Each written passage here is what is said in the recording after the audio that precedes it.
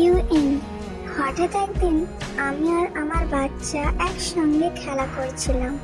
তখন সে বলে, ইউএন সন, আচ্ছা আম্মু, আমার যখন খুব বেশি কাউকে মনে পড়ে তখন তুমি আমাকে আকাশের দিকে তাকিয়ে পাটি পাটি ইয়া বলতে বলো কেন?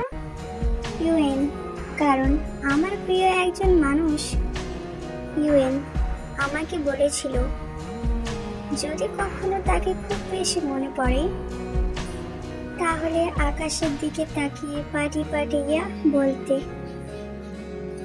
ইউএন সন, আম্মু, কে ছিল সেই মানুষটা?